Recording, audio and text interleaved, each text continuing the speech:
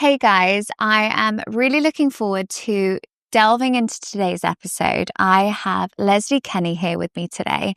Leslie is the founder of Oxford Healthspan. She is also the founder of the Oxford Longevity Project and also the founder of the incredible supplement we're going to hear about today, Promidine. I'm really looking forward to getting into this. We talk about fertility, longevity, biohacking, and I'm really excited to get started. So welcome, Leslie. Thank you so much for having me. Thank you for being here after all the tube strikes and everything. We have a bit of a makeshift setup today, but we made it work. So thank you so much for being here. 100%. I wouldn't have missed it. That's so sweet. And I kind of want to go back to because for me, I always think founder-led businesses have so much meaning when there's a personal story there. And I know that you had a real personal story and connection to all of this. So can we kind of go back to, it was in your 30s, right, when you were diagnosed?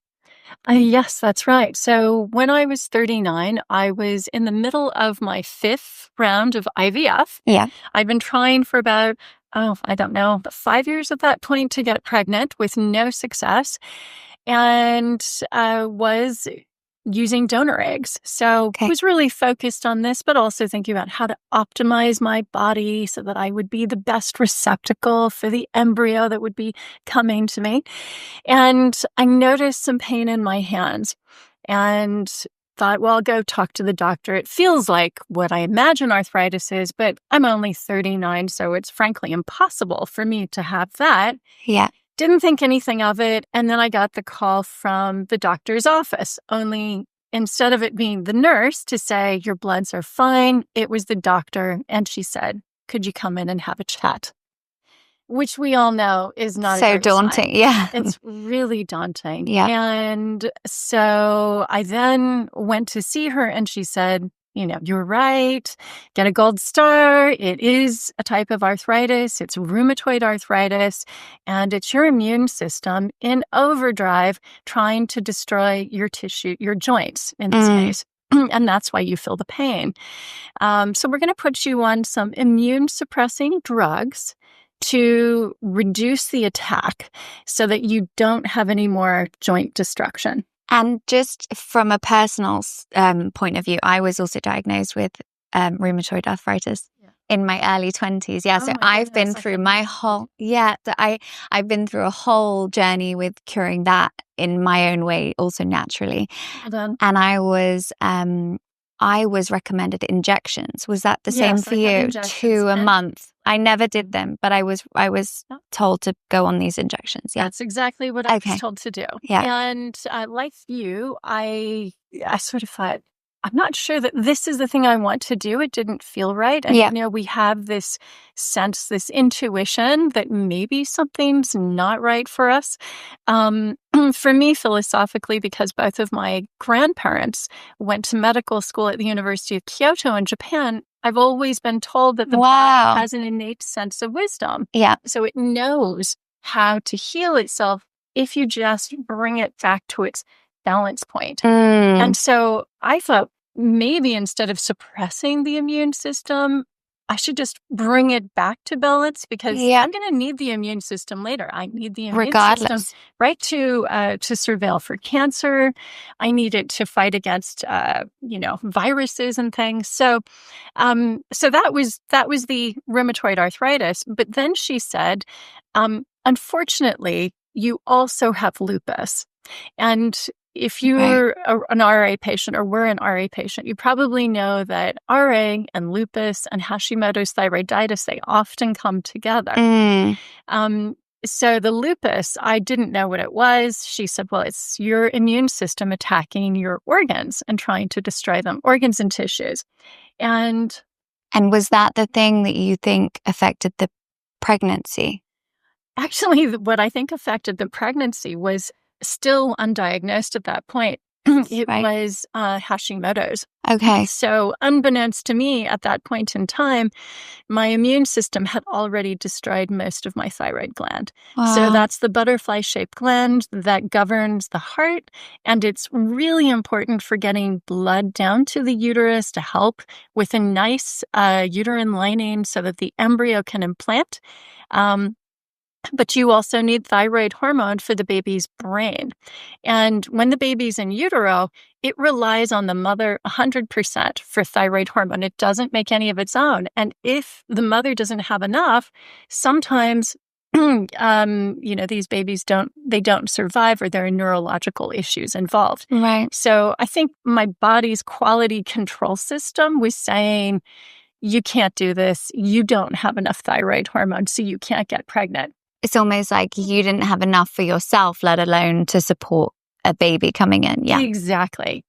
You've got it. So back to the lupus, I said, well, okay, I don't know what this is, but what's the remedy for that? Yeah. And she said, unfortunately, we don't have anything to combat it. And you should expect it to get worse over time. And I just probably the worst thing that a doctor can say, you have something and we can't help you, and it's going to get worse. Well, and I was such the entitled medical shopper. Yeah. And just was like, what are you talking about? I'm in the middle of my 5th IVF. I've had to use donor eggs. You have no idea how hard it is. I'm biracial. I'm part Taiwanese, part American. I've only found a girl who's half South Korean and half Italian who'll help me. This is like a once in a lifetime chance. Of course. And, I said, you're the expert. I'm your client. You have to fix this. Yeah.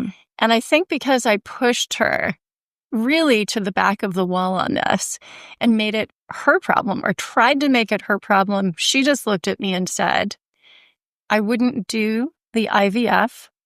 Even if you are successful, you've only got a good 5 years left.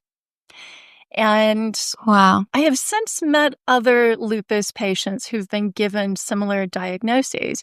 So I think I'm not alone. That's crazy. But also, just to go back to that, I think that's such a amazing thing that you did to push back on a doctor, because there's nothing more intimidating to so many people than being sat in a doctor's chair listening to a diagnosis that you're having to suddenly kind of come to terms with, but also them telling they can't help you. And also it is kind of, sometimes it feels like a one size fits all. And it's like, well, no, this is my individual situation. Can you please help me because of this and this and this? And pushing back gave you that kind of like, okay, she's going a bit deeper, but I think it's a good lesson for us to maybe not necessarily just take it. We have to all be our own patient advocates. That's really and do our own research as well. We've got to do our own research, and that includes listening to the messages that our bodies give us 24 hours a day, 7 days a week. If we notice a pattern in something, then we shouldn't dismiss it just because the doctor says, oh, I'm sure it's nothing. We should really evidence that, make notes of it, go and find another doctor. Yeah. I always say there's nothing wrong with firing your doctor. Yeah, I love that. People fire mechanics, they fire, employees. Yeah. You can fire your doctor. For sure. And always get a second opinion. So, when she came back at me with that, unfortunately, I had nothing really to come back with. Yeah. I didn't know what to say. And it's a real showstopper when somebody says you've only got 5 years. And you were 39 at the time. I was 39 at the time. In the midst of your fertility journey. Exactly. And I've already spent over $100,000 US trying to do this. It's very expensive in the US. Yeah. So I left the doctor's office. I had asked her, when she told me about the RA, is there anything that I can do myself to make this better? Can I change my diet, my sleep, my movement, anything? Other lifestyle factors. Changes. And she said, No, not really. But what you will have to do is avoid large social gatherings. So avoid parties, cinema, church, and especially small children because they harbor a lot of germs.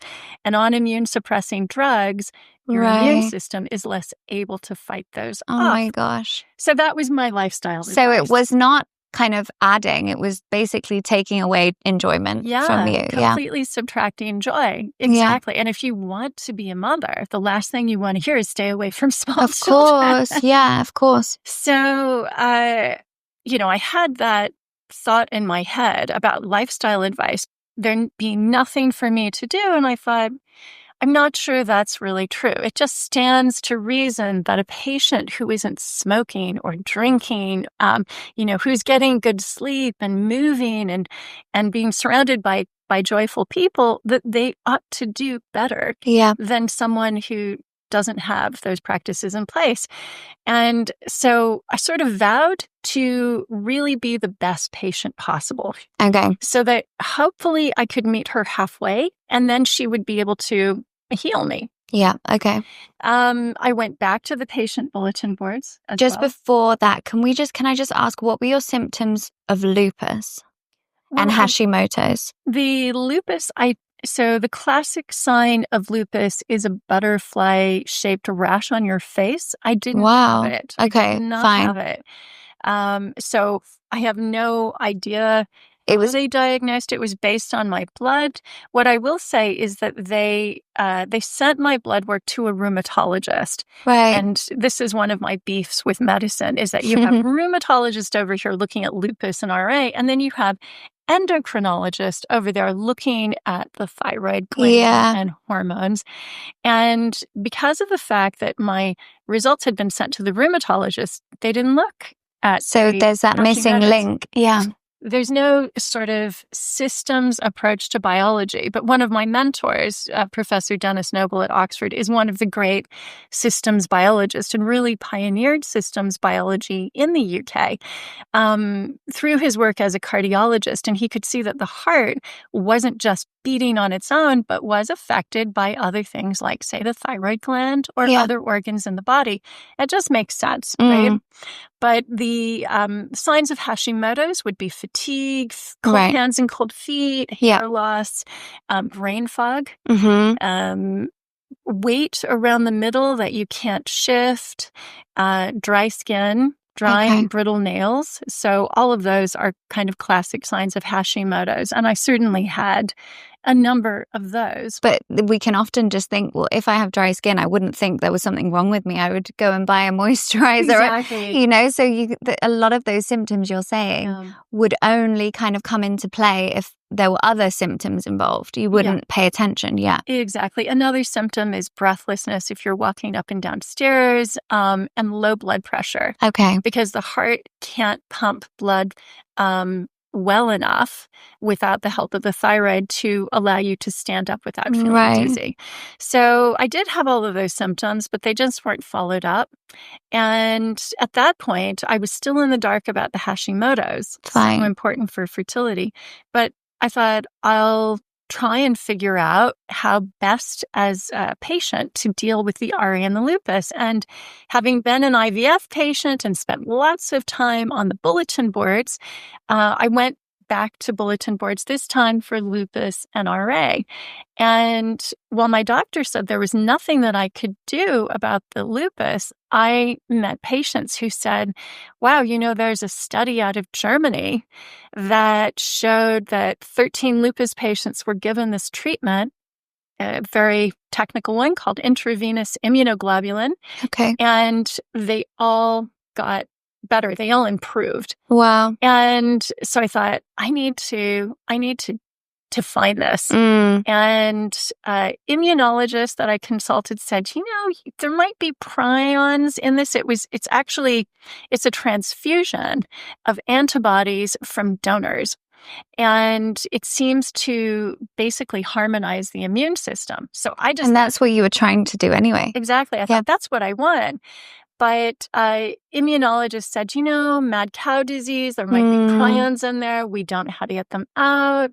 Could have hepatitis C in there. And my feeling was, if I don't do anything, I'm going to die of this anyhow. So let's just try. I better die. I would rather die trying, right? And so my doctor wouldn't prescribe me that treatment. IVIG is what it's called, IVIG. And so I found a doctor in San Francisco who did. I did 2 rounds. And my philosophy was, I'll reset my immune system with that. Okay. And then I'm going to make sure that I don't introduce any triggers to my immune system. So they could be diet. They could be triggers like not enough exercise and movement, because that can be inflammatory, just sitting all day, right? So what were the clear things you did or eliminated at that point? Dairy, gluten, and eggs. Yeah. And I've been able to reintroduce eggs, but the dairy and the gluten I still avoid. Okay, interesting. Yeah. I don't know if it was like that for you. For me, I was also, well, I'm intolerant to eggs, and I clearly noticed whenever I had eggs, I felt very low energy. My stomach felt very bad, and my body didn't feel good. So eggs were off anyway. And then I was told dairy and gluten. But I kind of like minimized my gluten. I cut out completely dairy for years. And now I've introduced Greek yogurt. That's my only form of dairy. But it definitely is interesting, because also, just a side note, the dairy and the gluten thing is such an interesting piece, because my mum, who was diagnosed with breast cancer in COVID, her doctor was not vegan, but said the best thing you can do right now for your immune system and the inflammation in your body and to get you through this phase was to become vegan, basically, to become plant-based. So it's interesting, and to cut down on gluten. So yeah. It makes a lot of sense. Yeah. And it's good that you've been able to. How did you know that you could reintroduce eggs, just out of interest? I go to a functional medicine practitioner. I test every 6 to 9 months. Okay. And I was really keen to try eggs. Yeah. So I started with quail's eggs and duck eggs, which my doctor at the time, Georges Mouton, who's now in Belgium, he said these are different from chicken eggs. They have slightly interesting. Different proteins. Yeah. You might react differently to them. And when they did the allergy test, it seemed as if I wouldn't have a reaction to them. So I started with those, and then after a number of years, I reintroduced. So it's not all doom and gloom. No, yeah, exactly. Not necessarily. Though you're living proof that, you can eat wonderful things and still be compliant, right? For sure, yeah. But I do think at the time when I was diagnosed with rheumatoid arthritis. Well, I first had my symptoms when I was 18, so really young. I couldn't pick up a pen. I couldn't tie my hair back. I don't know if you had the same with your fingers. Yes, scissors, turning faucets, opening oh my doors. Gosh. I couldn't do I remember I had this like pulley light switch in my bedroom, and I couldn't grip it to pull it down and things like that. And so that was when I was 18, when I was yeah, I know, but they had no idea what it was. So then I had a cortisone injection. Yeah, and then it went away for a little bit, and then obviously came back, and then I was later diagnosed in my 20s. But at the time, I was eating loads of dairy. I lived in Switzerland when I was officially diagnosed, which is like the home of dairy. I had also been living in Switzerland. No way. Yeah. How funny. So, I mean, they basically live off of cheese and chocolate and butter and Bressley, right? Exactly. Pretzels, So I do think like my dairy and gluten intake was particularly high then. So it's a lot lower. But yeah, sorry to interject. No, I'm really interested, and I think it's fascinating that you were diagnosed so young. And it does make me wonder if there was any family history of autoimmune conditions. Yeah, my mum has arthritis, and my grandma. Yeah, they both have it. It's interesting. It can go down the maternal line. Yeah. And Hashimoto's, in my family, the Hashimoto's goes down the family line, the maternal line. Oh, really? Yeah. Interesting. So anybody out there listening who has a mother or a grandmother or an aunt with it, and if you have those symptoms, definitely get checked out. For sure. Yeah. And seeing a specialist if you can. I know it's so hard, but if you do have those symptoms, even asking your GP to refer you to someone because I was for years misdiagnosed. So I think it's really important to go down the specialist route if you can. Yeah. Okay, so just to go back, you said the changes you made. So diet was one of them. Yeah, I did a lot of yoga. I did Pilates. You might know I was in Boulder, Colorado at the time. That's where peak Pilates is. Oh, amazing. And I was doing a lot of walking, and I quit work entirely and really just focused on my health. I also did trauma therapy. I think trauma is something people don't really consider. But if there was something that happened to you when you were younger and you have never really fully processed it, sometimes it helps to work on that. And in my case, it was with my dad, who had died at age 39, the same age I was when I was diagnosed. And I literally just wrote letters to him to finish saying what I needed to say, and then I burned them. Wow. And that was my trauma therapy.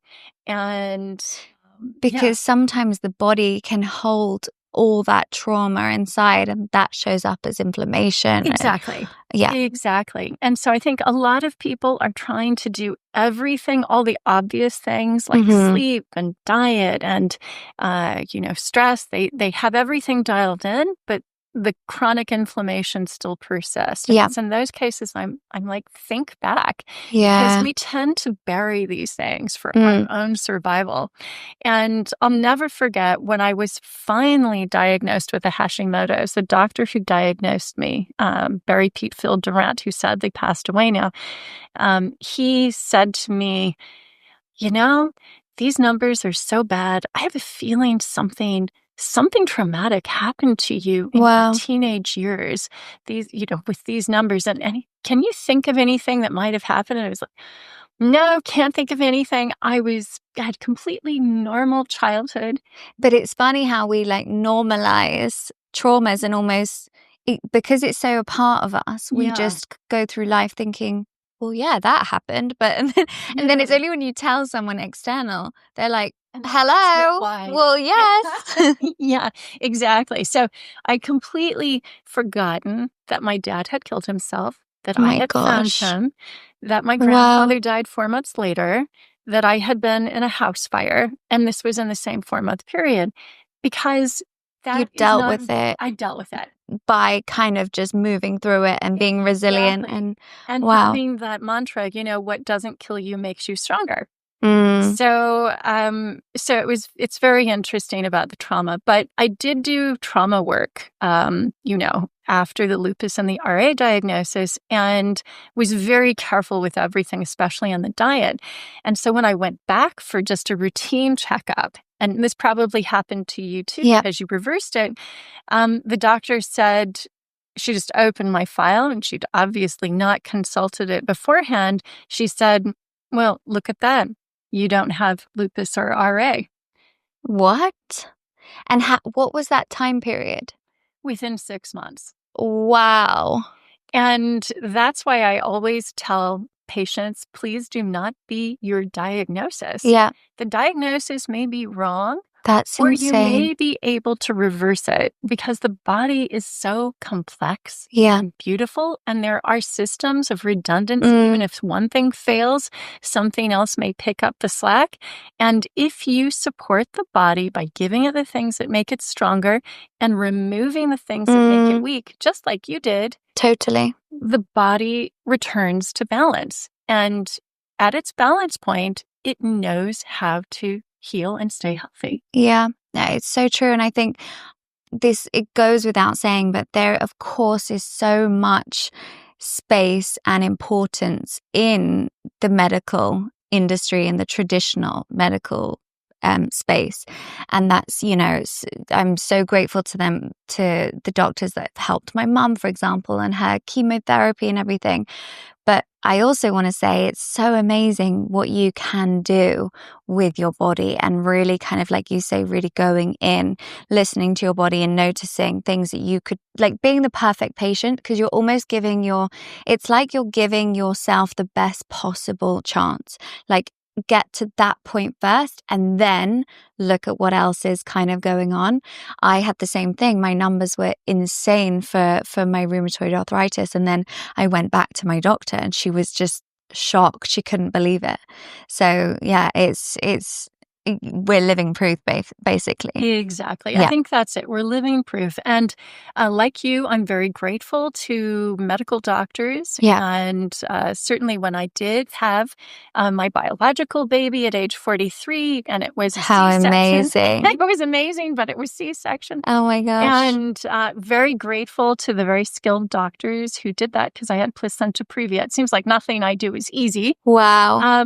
But my co-founder, my fellow co-founder for the Oxford Longevity Project, Sir Muir Gray, often says the patient is the biggest missing piece in modern medicine. So we have a role to play, and we need to collaborate. And exactly, and also take the responsibility, because we can say, oh, it's because of this or it's because of that, but then look at the other things, like almost create a diary of your life. Like, what are you doing? Audit your life.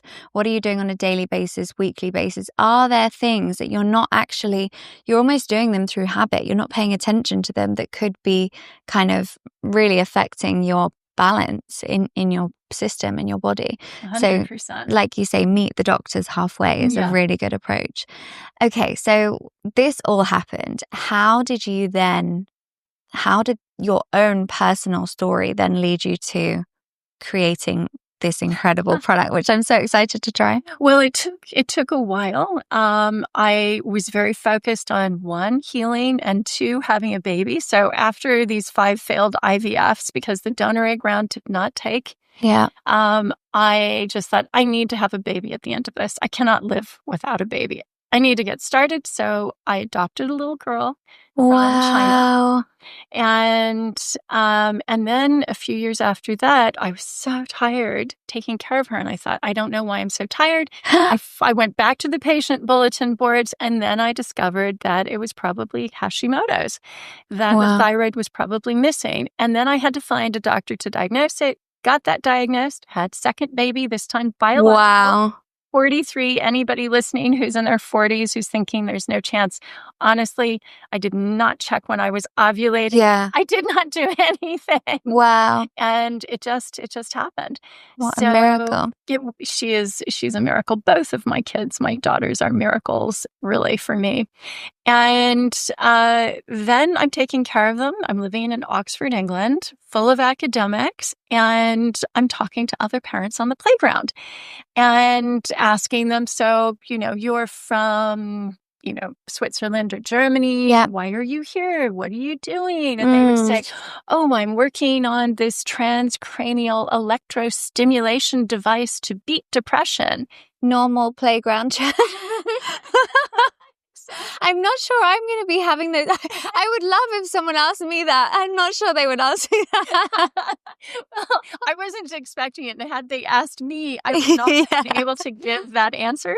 But I said, oh, wow, that's really interesting. Where can people try your device? Yeah. And the person would say, oh, no, I'm only publishing. I don't have it. It's not available. Well, okay. And I thought, as a patient, well, that seems like a missed opportunity. Shouldn't we make this available? And they'd say, no, it will take away from my research. I need to publish. Right. So in academia, it's publish or perish. And for me, that's when the penny dropped, because I have a degree in business, and I thought, I think I could do the business bit and these people could do the research bit, and could bring something meaningful to the public.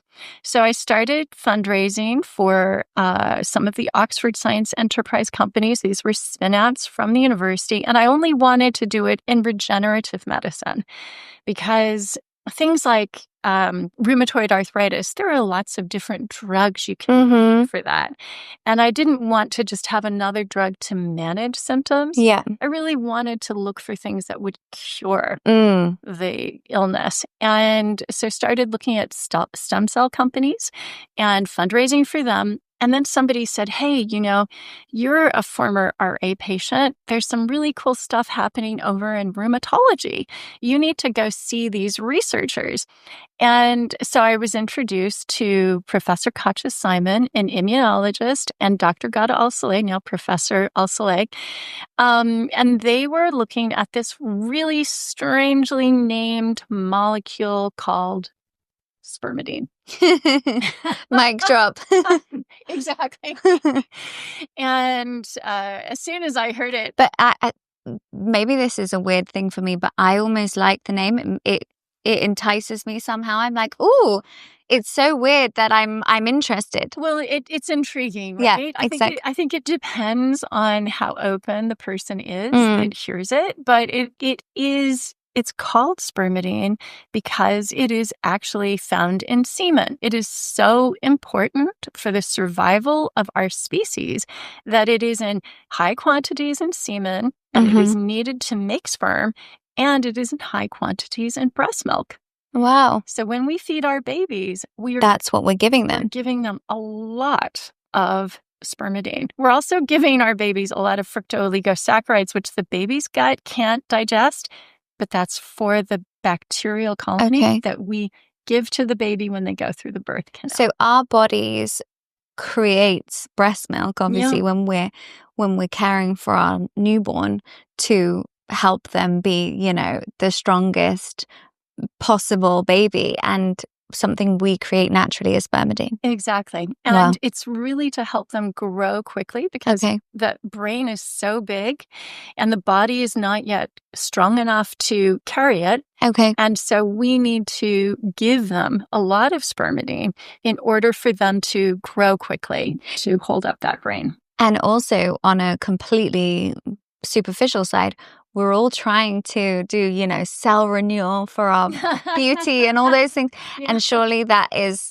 There is a connection with spermidine as well. Yeah. So spermidine also activates a process called autophagy, sometimes called autophagy, and that just means self-eating in Greek. All you have to remember is that this is Marie Kondo for your cells and for your mitochondria. So the mitochondria are the batteries in the cell, and then the cell itself. And you can make them new with spermidine. Wow. So if there was a paper that was published in Nature Pharmacology, so Nature is one of the top 3 scientific journals in the world, and the authors, who were from University College London and National University of Singapore, looked at all the pharmaceutical targets to slow and reverse aging, and spermidine comes up tops. It actually inhibits 9 of the 12 pathways down which scientists say we get older through. Wow. So things that you'll know about, like stem cell dysfunction, mitochondrial dysfunction, inflammation, gut dysbiosis, something you and I both had with our RA and lupus, and also impaired autophagy. And spermidine helps with all of those. And it's in a tablet form. You can get it in capsules. You can get it in a powder to add to your smoothies or your acai bowls or your porridge. I love that. Which I love, and is how I do it. That's so nice to not have to, you can choose, because not everyone likes to take a tablet. You just easily just mix it in, Exactly. And then we have a gluten-free version. So the first one is a version that has a small amount of gluten that is from highly concentrated wheat germ. And we get everything from Japan, and there's no glyphosate sprayed on it. Brilliant. And then we have a gluten-free version, which other autoimmune patients asked me for. Yeah. And this is if you're doing an autoimmune paleo protocol and you've got to eliminate gluten like you and I did, then I wanted to find something for them. And I went to Okinawa in southern Japan, right next door to my mother's island, Taiwan. And I found a substrain of chlorella that has high concentrations of spermidine. And then I took some Okinawan lime peel, which has another cell renewal activator called nobilitin, much nicer name. and then I put in some Okinawan autumn turmeric in there as well for inflammation. And that is then the gluten-free version. So, these are different ways that you can get it into your diet, but you can also get it from mushrooms, from legumes, from all plants have a little bit, but the ones with the high concentrations would be the mushrooms and the legumes, and shiitake and oyster would be tops. Oh, interesting. And I always tell people you get more bang for your buck with those mushrooms because they have ergothioneine, which is an antioxidant that also stops old person smell. Oh my gosh. You've heard about this? No, what is that? Well, Japanese researchers about 20 years ago discovered. Is that a medical name? Old person smell? I'm not sure what the term is in Sounds Japanese. like a medical name I would come up with. Well, I think we all know what it is. When I mention it to people, they all are like, oh, yeah, I know what that is, right? And my teenage daughter said when we passed the Oxfam shop, she's like, why does it always smell like old people in there? I'm like, okay, so that's what this is. So our skin, the sebum that gives us acne when we're teenagers, it changes when we get older. And it comes with a scent. And it oxidizes. Right. Just like walnuts that have been opened and left on the counter for too long, it goes rancid. Okay. And that rancidity has a strong smell. But if you eat mushrooms, you can get rid of it. That's so interesting. So eat your mushrooms for your ergothioneine and for your spermadine. Okay, I love that. And fermented soybeans, natto, it's a Japanese delicacy. That has the highest concentrations of food-derived spermadine out there. Wow. Okay.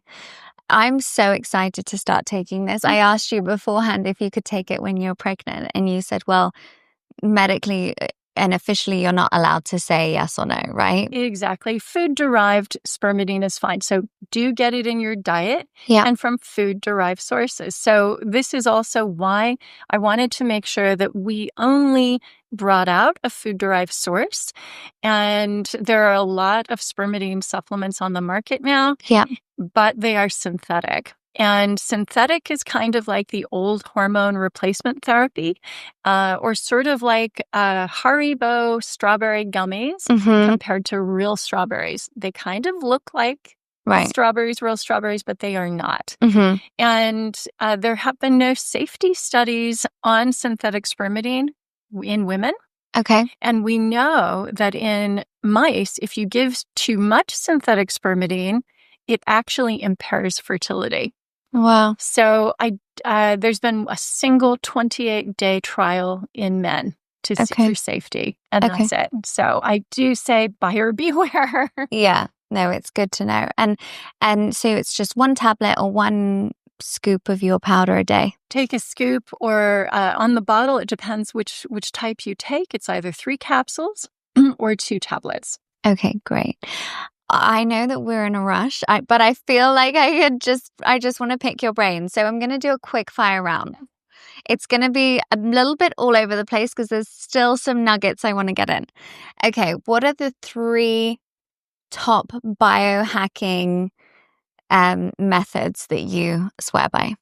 Outside of spermidine, I would say the katsu bands from Japan. They're blood flow restriction bands, and they build muscle. And while I don't work out, you can see I have it pretty. You don't work out? I don't work out as much as I should. I mean, I do it at home. I'm going to send you our app after this. Excellent. Excellent. I mean, I do floor Pilates. Okay, great. I'm not great. doing You're not lifting weights. I'm not going. So you put these bands on, and they restrict blood flow in a pulsed fashion, like a blood flow cuff, and then they tell the pituitary. They send this message, oh, I've been lifting heavy, send growth hormone to repair the muscle. But there's no muscle to repair. So and you just wear them? Muscle. Yeah. You just wear them on the sofa? 6 minutes a day while watching Netflix if you want. Oh my gosh, that's the dream. Yeah. So I would say katsu. I would say red light. Where do you buy these bands? So you have to buy them online. Okay. I do have. We'll get links and things like that afterwards. Yeah. Exactly. Okay. And then red light. Yes. I like red light a lot. And, I'm going to say sleep.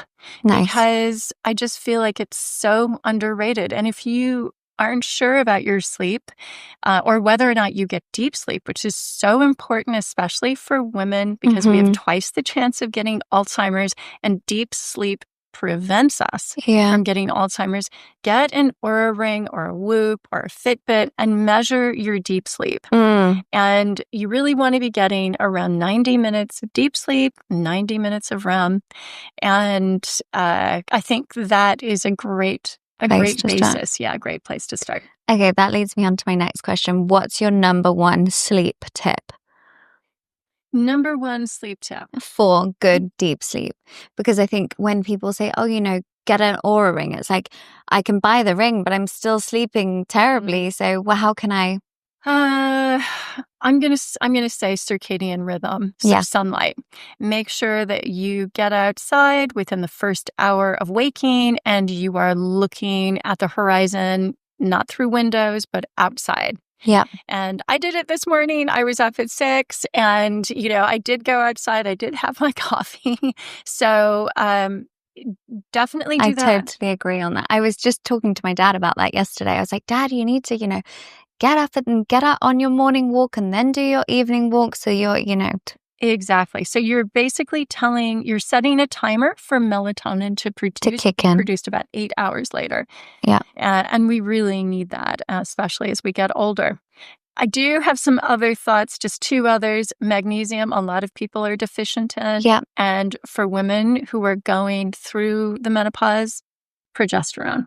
Okay, that's really good. Okay, and if you could give one piece of advice, what would that be? Just one piece of wellness advice to women. Live a life of joy. Oh, I love that. Yeah.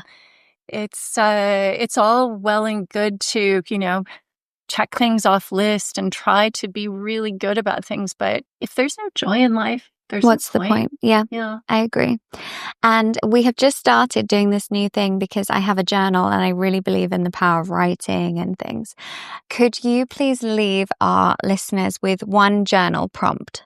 So something that will kind of make them think today or something that they can reflect on or write in their journal. Think back to a time in your life when you felt strong and energetic and ask yourself, what one thing can you do today to get back that feeling? Wow, I love that. That was such a good way to end this episode. Thank you so much. Thank you for doing this. Absolutely. Thank you very much. This has been great. Thank you guys so much for listening. I hope you enjoyed that episode and had lots of takeaways, and I will see you next time.